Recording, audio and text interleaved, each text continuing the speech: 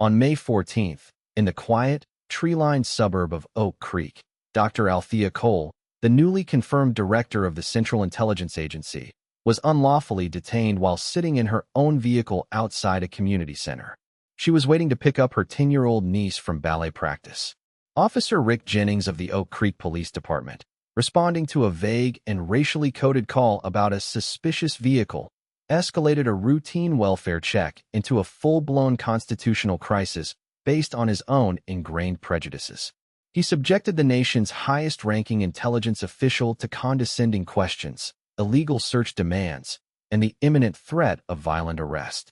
What Officer Jennings didn't know, and couldn't possibly comprehend, was that his own body camera was meticulously recording every unconstitutional command, every sneer, and every violation of protocol. He was unaware that the calm, composed black woman in the modest sedan, the woman he had already judged and condemned in his mind, held the authority to dismantle foreign threats with a single encrypted phone call. This is the story of that traffic stop, the stunning reveal that sent shockwaves through a city and a nation, and the historic $21 million verdict that followed, serving as a stark reminder that sometimes the person you underestimate is the one who holds all the power. The afternoon sun was warm, filtering through the new leaves of the maple trees that gave the street its name. A gentle breeze carried the distant sound of children playing in a nearby park. It was a portrait of suburban tranquility, the kind of placid Saturday that felt a million miles away from the tense, soundproofed rooms of Langley, Virginia. Dr. Althea Cole sat in the driver's seat of her unassuming silver sedan, a car chosen specifically for its ability to blend in. She wore a gray Howard University sweatshirt, comfortable jeans, and simple running shoes. There was nothing about her appearance to suggest her station, and that was precisely the point. Here, she wasn't Director Cole, the formidable head of the world's most powerful intelligence agency. She was just Auntie Thea, waiting patiently for her niece, Maya, to emerge from the community center, flushed and proud after her dance recital. She had just concluded a secure call with the National Security Advisor, the conversation a stark juxtaposition of global crises against the backdrop of rustling leaves and chirping birds. As she disconnected, a flicker of movement in her rearview mirror caught her eye. A police cruiser, moving with a predatory slowness, pulled up and parked directly behind her, its front bumper just inches from her own. The cruiser's overhead lights ignited, bathing the peaceful afternoon in strobing flashes of red and blue, a violent, jarring intrusion. A white officer, broad-shouldered and carrying himself with an air of unearned authority, stepped out. His hand was already resting on the butt of his holstered firearm as he approached her window. The timestamp on his bodycam footage would later read, 15 hours, 32 minutes, and 4 seconds. Officer Rick Jennings didn't knock. He rapped his knuckles hard against the driver's side window, the sound sharp and demanding. Althea calmly powered the window down, a practiced neutrality settling over her features. "Good afternoon, officer," she said, her voice even and steady. "Is there a problem?" Jennings leaned down, his face a mask of suspicion. His eyes swept over her, her casual clothes, her braids, the interior of her meticulously clean car, lingering for a moment on the empty passenger seat. "License and registration," he commanded, his tone clipped, devoid of any courtesy. He didn't answer her question. Althea retrieved her wallet and the vehicle's registration from the glove compartment, moving with deliberate, non-threatening slowness. She handed them over. Jennings took them, his gaze fixed on her driver's license. "Dr. Althea Cole," he read aloud, a slight sneer in his voice as he emphasized the doctor. "Address says Reston, Virginia. That's a long way from home. What are you doing parked out here?" His posture was aggressive, his questions an interrogation from the outset. "I'm visiting family, officer," Althea replied, keeping her voice calm. "My niece has a ballet recital in the community center. It's just about to finish." She gestured vaguely toward the brick building. Jennings grunted, unimpressed. "Right. Visiting family, we've had a string of break-ins in this neighborhood. People from out of town, casing houses, looking for opportunities. Someone reported a suspicious vehicle that's been sitting here for the last hour. Fits your description." Althea's eyebrows rose slightly. "Officer, my vehicle is a silver sedan, and it is broad daylight. The report was for a suspicious vehicle, Or was it for the person sitting inside it? The question was direct, precise, and it clearly irritated him. The veneer of procedural correctness in his demeanor cracked. "You got a smart mouth, you know that?" he snapped. "People who have nothing to hide are usually a little more cooperative. Now, why don't you do us both a favor and step out of the car?" It was a command, not a request. Althea's training, a lifetime of navigating worlds that saw her as a threat before they saw her as a person, kicked in. She did not move. Her hands remained visible, resting on the steering wheel. "Officer, I have provided my identification and answered your questions truthfully," she stated, her voice losing its warmth and taking on a formal, almost legalistic quality. "You have no legal basis to order me out of my vehicle. I have not committed a crime, nor do you have reasonable suspicion that I am about to commit one. Therefore, I will remain right here." A small crowd was beginning to form. A mother pushing a stroller on the opposite sidewalk slowed her pace, her brow furrowed with concern. Two teenagers leaned against a lamppost, their phones suddenly held up, small red dots indicating they were recording. Jennings noticed them, and a flush of anger crept up his neck. He saw it not as a check on his power, but as a challenge to his authority in front of an audience. His voice dropped, becoming a low growl. "I gave you a lawful order. You're going to comply with it. I want to search this vehicle." Althea met his gaze without flinching. "And I am informing you, Officer Jennings," she said, her eyes flicking down to his name tag and back up, "that I do not consent to any searches. Per the Fourth Amendment to the United States Constitution, you require probable cause, which you do not have. Your suspicious vehicle report is demonstrably vague and appears to be pretextual." The word pretextual hung in the air between them. It was a lawyer's word, a judge's word. It was not the word he expected to hear from a woman in a college sweatshirt. It was gasoline on the fire of his resentment. "Oh, a lawyer now, are we?" he sneered, his hand tightening on his weapon. "You watch too much TV. Let me explain how this works out here on the real street. I'm the one with the badge and the gun. You're the one who's going to do what I say. Now, I'm going to say it one last time. Get out of the car." He reached for the door handle, his intention clear. He was going to pull her out. Althea held up a single hand, a gesture that was not one of surrender, but of command. It stopped him cold. Her entire demeanor had shifted. The patient aunt had vanished, replaced by something else, something with an authority that was ancient and absolute. Her voice, when she spoke again, was quiet, but it carried an astonishing weight, cutting through the air with chilling precision. "Officer Jennings, you are about to make a career-ending mistake. You are currently attempting to conduct an illegal search and are threatening to commit battery against a federal officer in the performance of her duties. That is a felony. Before you cross a line from which you cannot return, I strongly advise you to get on your radio and request the immediate presence of your shift supervisor and the chief of police." Jennings actually laughed, a short, sharp bark of disbelief. "My supervisor? You think calling my boss is going to get you out of this? Who in the hell do you think you are? The Queen of England?" He was mocking her, trying to regain control of a situation that was inexplicably slipping from his grasp. The irony of his question was a palpable thing, thick enough to taste. Althea's expression remained unchanged, but a profound stillness settled over her. "No," she said softly. "Not the Queen." She turned her head slightly, addressing the body camera she knew was recording his every word, his every action. "For the record, my name is Dr. Althea Cole. My identity is verifiable through any federal database." Then, she looked back at Jennings. "Officer, I am going to reach slowly into my glove compartment now to retrieve my federal credentials.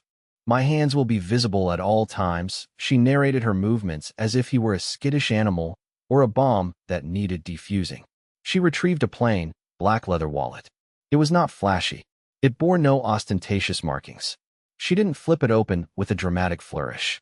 She opened it with a quiet deliberateness and held it up for him to see. The angle was perfect for his body cam. Inside, behind a clear plastic window, was a photograph of her, serious, official, and a series of holographic seals. The most prominent was the Great Seal of the United States. And beneath her name, in stark, unambiguous lettering, were the words, "Director, Central Intelligence Agency." Time seemed to stop. The chirping of the birds, the distant laughter of children, the rustle of the leaves, it all faded into a deafening silence. The only sound was the frantic, sudden pounding of Officer Jennings's own heart, audible even on the body cam's microphone. The reflection in the car window showed his face, the smug confidence instantly evaporating, replaced by a ghastly, chalky pallor. His jaw worked, but no sound came out. He blinked, once, twice, as if trying to clear an impossible image from his vision. That's a fake, he finally stammered, the words tumbling out, weak and unconvincing. Possessing fraudulent federal identification is a serious crime. It was a pathetic, desperate attempt to reclaim the narrative, to deny the reality that was crashing down upon him. Althea did not lower the credentials. Her gaze was like ice. Is it Officer Jennings? By all means, run the identification number. It's unclassified. Or, if you'd prefer, I can expedite the verification process for you. She lowered the wallet and picked up her personal cell phone. It looked like any other smartphone, but it was one of the most secure communication devices on the planet.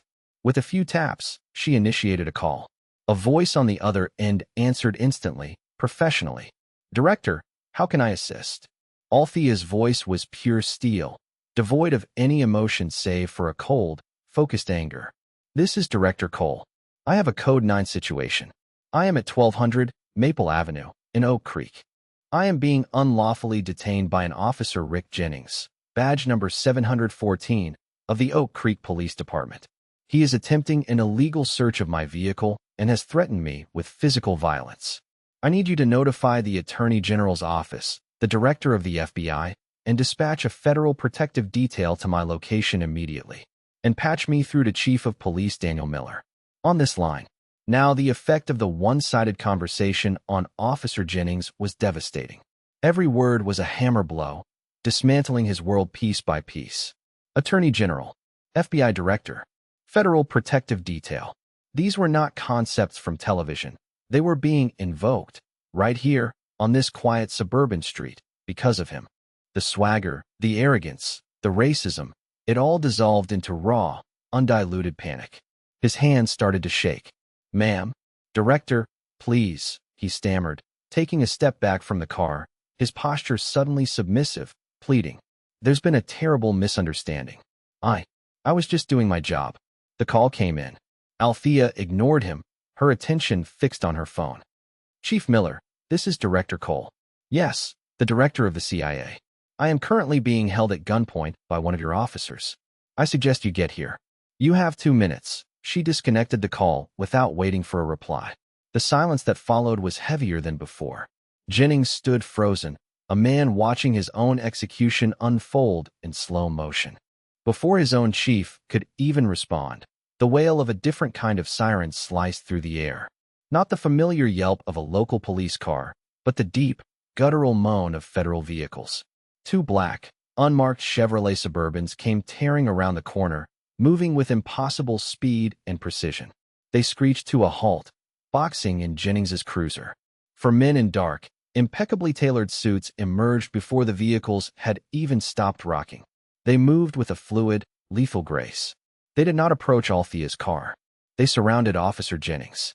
"Police, drop your weapon," one of them yelled, though it was clear who they were.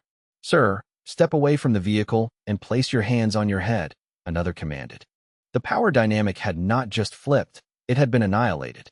Jennings, who moments ago had been the sole arbiter of power on this street, was now the one being treated as a threat. He fumbled to unholster his weapon and place it on the ground, his movements clumsy with fear. His body camera captured his trembling hands, his wide, terrified eyes. Seconds later, another vehicle, this one the official car of the Oak Creek Chief of Police, arrived. Chief Daniel Miller, a portly man in his late 50s, scrambled out, his face ashen, a sheen of sweat on his brow despite the mild temperature. He didn't even glance at his own officer, who was now being held at a distance by the federal agents. He rushed directly to Althea's window, which she rolled down a few inches. "Director Cole," Miller began, his voice strained and breathless.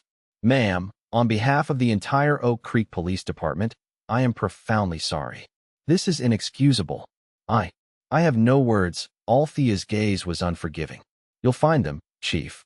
You and your city are going to need them. This incident is now a federal matter. Just then, the door to the community center opened, and a stream of young girls in colorful tutus spilled out into the sunlight, laughing and chattering. Among them was Maya, her face bright with joy. She spotted her aunt's car and started to run towards it, then stopped, her smile faltering as she took in the scene of flashing lights, federal agents, and a police officer standing with his hands on his head. Althea's heart broke. This was the moment that would be seared into her niece's memory, not the pride of her performance, but the fear of seeing her aunt surrounded by police. The aftermath was swift and brutal. Officer Rick Jennings was immediately suspended without pay, a preliminary step before the inevitable termination. His badge and firearm were confiscated on the spot, but an internal affairs investigation by the Oak Creek PD was the least of his worries. The Department of Justice launched a full-scale civil rights investigation into both Jennings and the department itself, seizing the body camera footage, dispatch logs, and Jennings's entire service record, which, it turned out, was littered with complaints of excessive force and racial bias, all previously swept under the rug. Althea, acting as a private citizen, retained the services of a top civil rights law firm. They filed a landmark lawsuit against Officer Jennings, Chief Miller for negligent supervision, and the city of Oak Creek for maintaining a pattern and practice of unconstitutional policing. The lawsuit didn't just cite the events of that day. It painstakingly detailed the department's history of racial profiling. The body cam footage, initially held as evidence, was inevitably leaked to the press. It went viral within hours. The video was undeniable, a perfect, self-contained narrative of prejudice and abuse of power. News channels played it on a loop. Jennings's condescending tone, his illegal commands, Althea's calm, articulate defense of her rights, and the stunning, silent moment of the credential reveal. The clip of Jennings stammering, that's a fake, became an instant meme, a symbol of arrogant ignorance crashing against an immovable wall of truth. The story dominated the national conversation. Pundits on the left hailed it as a textbook case of driving while black, made all the more potent by the victim's extraordinary status. Commentators on the right were unusually quiet, unable to spin a narrative where the nation's CIA director could be portrayed as a thug or a criminal. The city's attorneys attempted a weak defense, claiming Jennings was following protocol for a high-crime area, a claim that was ridiculed when crime statistics for the affluent suburb were published. The city council, facing a tidal wave of public outrage and the prospect of a financially ruinous legal battle, quickly moved to settle. Their initial offers were rejected. Althea's legal team made it clear this was not about a quick payday. This was about accountability. They would settle with the city only if the terms included a federally monitored consent decree forcing systemic reforms within the police department, including new training, a civilian oversight board, and a complete overhaul of their complaint process. The city, cornered and hemorrhaging public support, agreed. But the case against Jennings himself went to trial. Althea wanted a public verdict, a judgment rendered by a jury of his peers that would be recorded in law books for posterity. The trial was a formality. The video was the only witness that mattered. Jennings's defense attorney tried to argue that his client was under stress and made a mistake, but the prosecutor tore that argument apart, replaying the footage and highlighting Jennings's escalating aggression and clear racial animus. The jury, composed of a diverse cross-section of the community, deliberated for less than an hour.